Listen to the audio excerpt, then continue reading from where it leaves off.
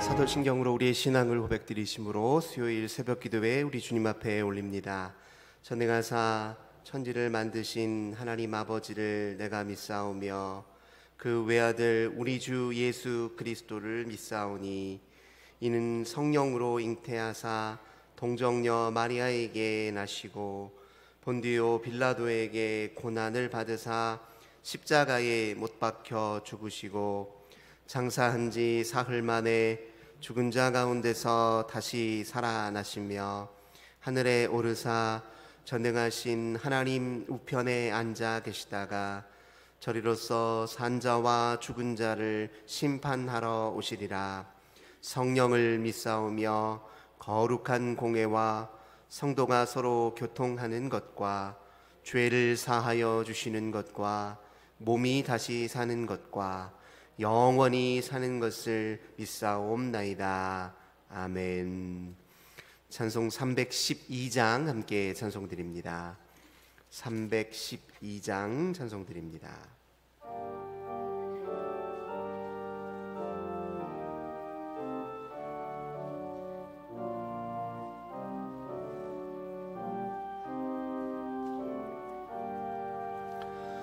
너 하나님께 이끌리어 일평생 주만 말하면 너 어려울 때 힘 주시고 언제나 지켜주시리.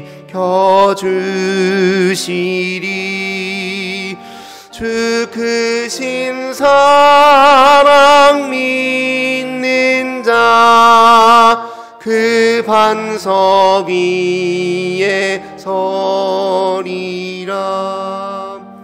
너 설레는 맘 가다듬고 희망 중 기다리면서 그 은혜로신 주의 뜻과 사랑에 만족하여라. 우리를 불러주신 주 마음에 소원하신다. 주 찬양하고 기도하며 내 본분 힘써다하라.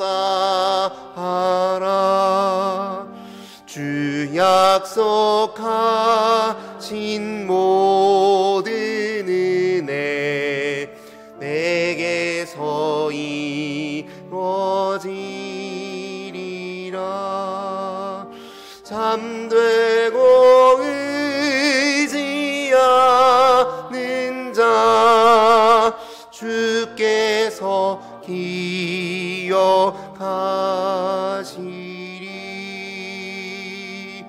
아멘.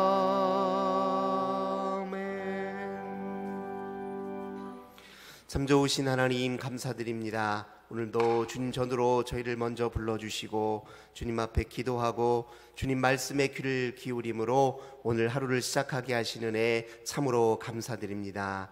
연약하여 늘 넘어지기 쉬운 저희들을 오늘도 주님의 전능하신 손으로 꼭 붙들어 주옵소서. 저희들의 걸음걸음을 인도하시되 진리의 길, 생명의 길로 인도하여 주옵소서. 저희는 주님의 인도하심과 부르심에 응하여 순종하며 나아가게 하옵소서. 하나님과 함께 사는 삶이 가장 복되고 행복한 삶임을 오늘도 깨닫고 저 세상을 향하여 증언하는 저희들 되게 하옵소서. 능력이신 주님께서 주신 지혜와 힘과 은사로 저희들에게 주어진 모든 사명을 기쁨으로 잘 감당하기 원합니다. 오늘도 주님이 기뻐하시는 복되고 아름다운 열매 많이 맺도록 하나님이 함께하여 주옵소서. 특별히 힘겨워하고 아파하고 또 절망 가운데 있는 우리의 이웃들에게 사랑의 손길을 내밀고 그들을 보듬어 안아 하나님의 살아계심을 우리의 덕스러운 삶을 통해 증언하게 하옵소서. 만나는 모든 사람들에게 친절하기 원합니다. 마음에 선한 의도를 품고 관계를 맺고 대화를 하고 그들과 함께 더불어 행복한 삶 누리는 저희들 되게 하여 주옵소서. 우리 오늘 하루의 삶이 주님께 봉헌된 삶 될 수 있도록 지켜주시고 또 함께 해주실 걸 믿고 감사를 드립니다. 특별히 오늘 이 아침에 강영순 집사님 주님의 은혜로 아들 수술 잘 마치고 회복 중에 있음을 감사하며 주님께 예물을 드립니다. 예물을 기뻐 받아주시옵시고 더 큰 은혜 허락하여 주시고 귀한 자녀 아드님 가정 우리 하나님께서 앞으로도 주님 뜻 안에서 거룩한 삶 이어가도록 주님 도와 주옵소서. 주 예수님의 이름으로 간절히 기도하옵나이다. 아멘. 이 시간 하나님께서 우리에게 주시는 말씀은 말라기 4장 1절에서 3절의 말씀입니다. 구약성경 1331쪽에 있습니다. 구약성경의 맨 마지막 책인 말라기 4장 1절에서 3절 구약성경 1331쪽에 있습니다.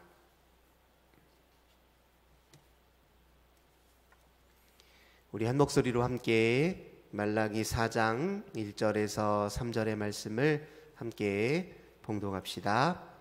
만군의 여호와가 이르노라. 보라, 영광로 불같은 날이 이르리니 교만한 자와 악을 행하는 자는 다 지푸라기 같을 것이라. 그 이르는 날에 그들을 살라 그 뿌리와 가지를 남기지 아니할 것이로되 내 이름을 경외하는 너희에게는 공의로운 해가 떠올라서 치료하는 광선을 비추리니 너희가 나가서 외양간에서 나온 송아지같이 뛰리라. 또 너희가 악인을 밟을 것이니 그들이 내가 정한 날에 너희 발바닥 밑에 재와 같으리라. 만군의 여호와의 말이니라. 아멘. 오늘도 주님 전에 먼저 찾아 나오신 우리 모든 성도님들 하나님께서 오늘도 하늘의 은혜와 평화 가득 부어주시길 주님의 이름으로 기원합니다. 어제 스가랴 말씀 통해서 여호와의 날에 관해서 말씀드렸습니다. 여호와의 날은 하나님의 심판의 날을 의미한다 말씀드렸죠. 근데 심판은 징벌이나 책벌 그 자체가 목적이 아니라 하나님이 어그러진 것을 바로잡으시고 부패한 것을 정결하게 하시고 또 하나님의 뜻에 맞게 이 세상을 재창조하는 것이 핵심임을 말씀드렸습니다. 심판의 날에 여호와의 편에 서지 않은 자들, 여호와의 뜻과 정의와 진리를 의도적으로 거슬려서 악을 행하는 자들에게 그 심판의 날은 무서운 날이겠지만 그러나 여호와의 편에 선 사람, 하나님을 나의 아버지로 모시고 사는 사람들에게 그 심판의 날은 희망의 날이다. 그렇게 말씀드렸습니다. 그날에 만백성이 모든 사람이 하나님이 하나님 되심을 알게 될 것이고 우리 하나님이 만유의 통치자이시오 참된 왕이시구나라는 것을 모두가 알게 될 것이니 우리에게는 그날이 희망의 날이다 말씀드렸습니다. 그 희망의 날을 늘 기다리는 마음으로 우리가 살아야 되고 마치 그날이 오늘인 것처럼 살아야 된다 말씀드렸죠. 왜냐하면 우리는 방심하기 쉬워서요. 무시로 하나님을 잊고 살 때가 있지 않습니까? 그런데 그날이 하필 오늘이면 어찌 되겠습니까? 하필 오늘 주님의 편에 서지 않았는데 그날이 오늘이 되면 우리도 주님 편에 서지 않았다는 이유로 우리가 하나님의 심판의 대상이 될 수 있지 않습니까? 그래서 늘 오늘이 그날인 듯 사는 삶, 늘 하나님 앞에 깨어있는 삶이 필요하다 말씀을 드렸습니다. 오늘 본문도 그 여호와의 날에 관한 이야기의 연장선상에 있습니다. 오늘 여호와의 날을 본문은 뭐라고 표현하냐면 용광로와 같은 날이다, 용광로 불같은 날이다 표현합니다. 4장 1절 보십시오. 보라, 용광로 불같은 날이 이르르니 이렇게 표현하고 있죠. 여호와의 날을 용광로 불같은 날로 표현한 이유는 불은 모든 것은 다 사르잖아요. 불은 형태와 형질을 변형시키는 특징이 있습니다.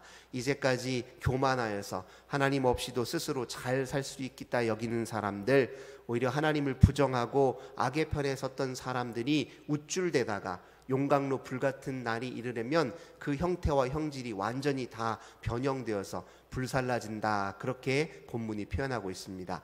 뿌리와 가지까지 불살라진다 이렇게 표현하는데요, 뿌리는 무엇을 뜻합니까? 죄의 근본을 뜻하는 거잖아요.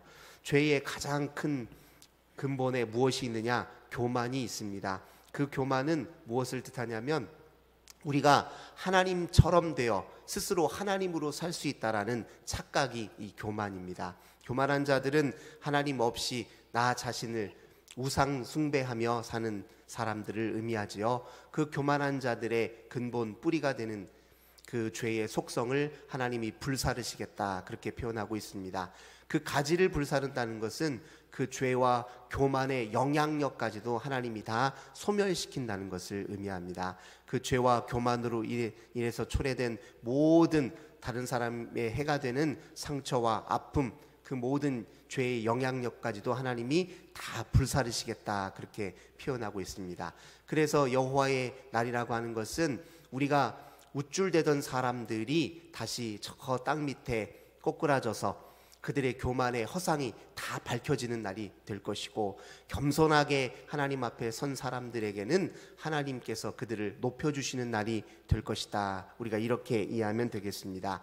근데 그 날을 기쁨으로 맞이할 수 있는 사람들은 어떤 사람이냐? 2절에 보니까 내 이름을 경외하는 사람, 내 이름을 경외하는 너희에게는 공의로운 해가 떠오를 것이다, 이렇게 표현하고 있습니다.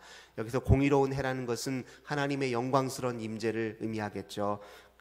그 하나님의 영광스러운 임재를 맛보고 누리며 또 하나님이 주시는 치유하는 광선을 통해서 그동안 악을 횡행하는 사람들 앞에서 상처받고 아파했던 그 모든 것들이 보상받고 치유되고 회복되는 날이 바로 여호와의 날이다, 그렇게 표현하고 있습니다. 그래서 회복되면 마치 외양간에 있던 송아지가 밖을 나와서 마음껏 뛰는 것 같은 그런 삶을 산다라고 표현하고 있죠. 재밌는 표현입니다. 송아지는 정말 가장 이렇게 활발하게 움직이면서 자랄 때잖아요. 어린아이들은 잠시라도 가만히 있지 못하고 틈만 나면 막 움직이면서 활동하지 않습니까? 그런 어린아이 같은 속성을 가진 송아지가 갇혀 있다고 생각해 보세요. 움츠러든 상태로 있다고 생각해 보세요. 얼마나 불행하겠습니까? 그런데 외양간 밖을 벗어나면 이 송아지는 날개를 단 듯 마음껏 활기차며 뛰어놀 것입니다. 하나님의 영광스러운 임재가 임할 때 여호와의 이름을 경외하는 이들, 하나님 편에 섰던 사람들은 외양간에 갇혀있던 송아지가 마치 들로 나와서 마음껏 들판을 누비듯이 그렇게 주님 품 안에서 참된 자유와 참 기쁨과 만족을 온전히 누릴 수 있다는 것을 본문이 이렇게 표현하고 있는 것이죠. 그렇다면 여호와를 경외하며 사는 것이, 여호와의 이름을 부르며 사는 것이 무엇인지를 우리가 조금 더 구체적으로 살펴봐야 되지 않겠습니까? 여호와 하나님을 경외한다는 것은 여호와 하나님을 두려워하고 늘 의식한다는 걸 의미합니다. 우리가 세상에서 움츠러질 때가 언제입니까? 교만하고 우쭐대어서 하나님 없이도 마치 스스로를 우상 숭배하며 내가 마치 신인 것처럼 사는 사람들 앞에 우리가 위축되는 순간들이 있습니다. 그들은 자신들이 가지고 있는 힘과 권력을 마음껏 휘둘러서 다른 사람이 아파하든 말든 아랑곳하지 않고 그렇게 살아갈 때가 많지 않습니까? 근데 그들을 두려워하는 것이 아니라 여호와 하나님, 참 여호와 하나님을 두려워하는 것이 여호와 하나님을 경외하는 것이다 라고 할 수 있습니다. 하나님을 두려워하는 사람은요, 세상을 두려워하는, 세상에 대한 두려움을 이길 수 있는 힘이 바로 거기에 있지요. 이들은 아무리 지금 당장은 활개를 치고 그들이 마치 하나님이 된 것인 양 우쭐대지만 하나님이 반드시 하나님의 때가 이르면 그들의 교만을 꺾으실 날이 올 것이다. 그들이 하나님이 임하시는 그날에 그들의 허상, 그 모든 것이 다 낱낱이 드러나니 곧 올 것이다, 이렇게 굳게 믿는 사람들은 세상을 두려워하기보다 하나님 편에 더 온전히 서기 위해서 하나님을 두려워하며 살 것입니다. 그렇게 두려워하는 사람들은 매 순간순간 하나님이 언제 임하실지 모르니, 하나님이 언제 당신의 역사를 이루실지 모르니 깨어있는 마음으로 살겠죠. 그게 하나님을 늘 의식하며 산다는 것입니다. 그렇게 하나님을 경외하고 또 하나님 앞에 서려고 하는 사람들은 동시에 깨어있기 위해서 늘 여호와의 이름을 부르며 기도해야 됩니다. 그래서 오늘 본문은 내 이름을 경외한다라는 그런 표현을 쓰고 있습니다. 성경에서 이름이다라고 하는 것은요, 그 이름이 지시하는 대상의 현현을 뜻합니다. 그 이름이 지시하는 것이 나타난다, 이것을 이제 이름이라는 말로 표현하고 있는 것입니다. 이름을 부른다는 것은 여호와 하나님이여 지금 내 곁에 오소서, 그런 의미를 가지고 있는 거예요. 성경에 보니까요, 열왕기상 9장에 보니까 솔로몬을 통해서 하나님이 성전을 지으시잖아요. 그때 성전을 짓고 감사의 제사를 드릴 때 솔로몬이 이렇게 이야기합니다. 여호와의 이름이 이곳에 임하셔서 이곳에 찾아오서 기도하는 모든 사람들의 기도를 주님께서 들어 응답하여 주셔서, 솔로몬이 이렇게 제사를 드리면서, 우리로 하자면은 성전 봉헌 예식을 드리면서 간절히 기도합니다. 그랬더니 열왕기상 9장에서 하나님이 정말 약속하십니다. 뭐라고 약속하시냐?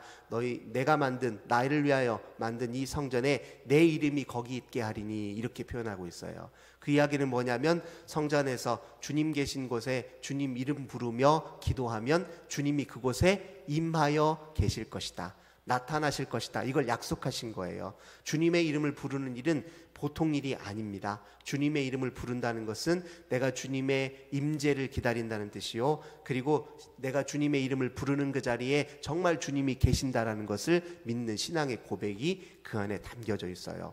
이름을 부르는 것만으로도 엄청난 기도요, 이름은 부르는 것만으로도 주님이 응하신다는 사실을 우리가 반드시 기억해야 됩니다.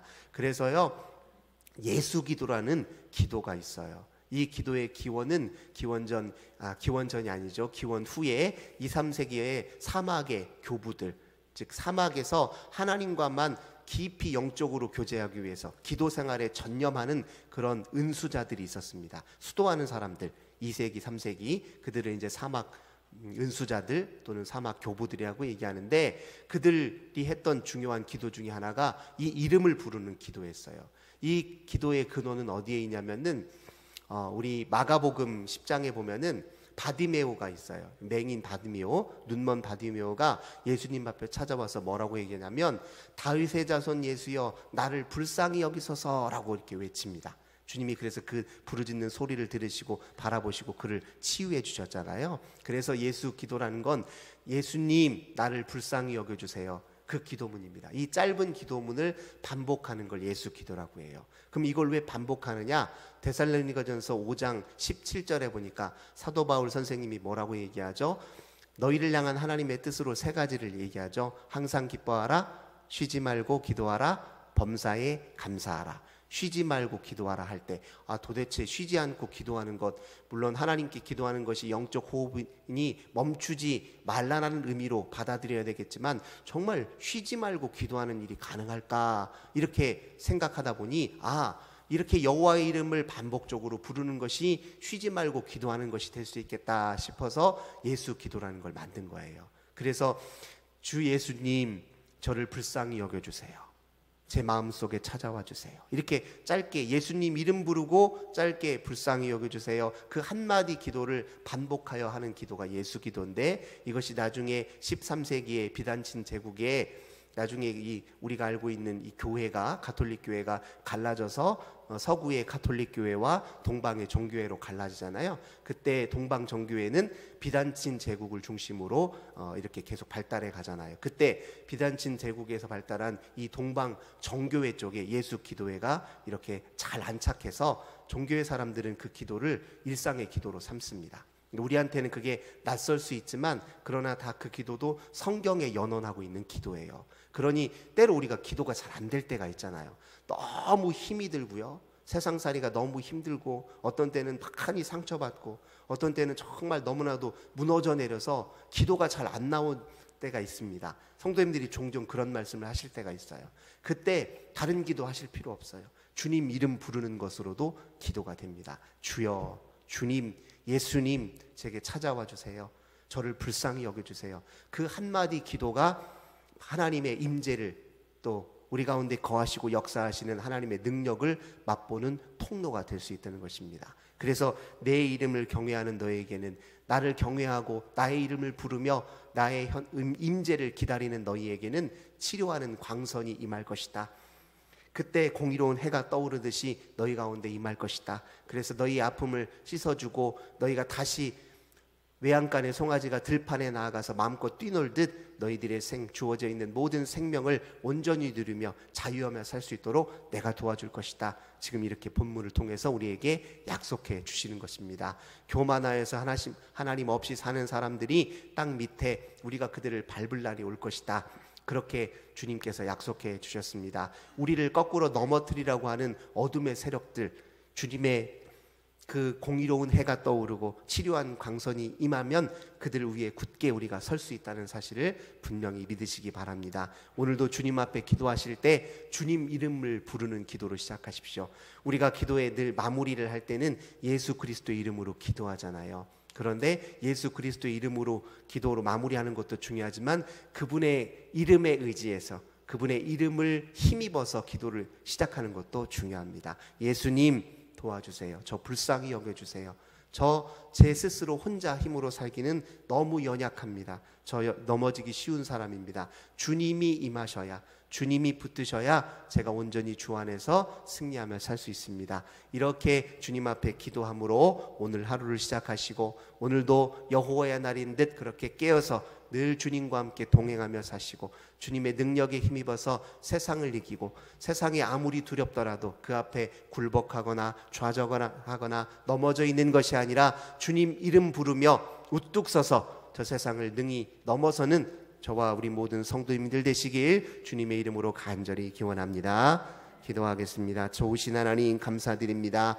주님을 두려워하고 경외하는 마음으로 주님의 이름을 부르는 것만으로도 주님이 우리 가운데 임하여 주시고 우리 가운데 나타나셔서 공의로운 해처럼 치료의 광선으로 우리 가운데 임하셔서 우리를 회복시켜 주시고 다시 일으켜 주신다 약속해 주시니 참으로 감사드립니다. 주님 앞에 기도할 때 때로 기도가 잘 되지 않는 순간이라 할지라도 주님의 이름을 부르며 저를 불쌍히 여겨주소서, 주 예수님 저를 불쌍히 여겨주소서, 저희 가운데 임하여 주소서 이렇게 기도하며 모든 어려움들을 능히 이기는 저희들 되게 하여 주옵소서. 기도를 쉬지 말고 하게 도와주소서. 무시로 깨어 기도하도록 은혜 내려 주옵소서. 기도하는 그 자리에 하나님도 함께 계심을 굳게 믿고 기도하는 저희들 되게 하옵소서. 오늘도 기도로 하루를 시작하오니 기도로 시작하는 모든 성도들 가는 곳마다 우리 하나님이 동행하여 주시고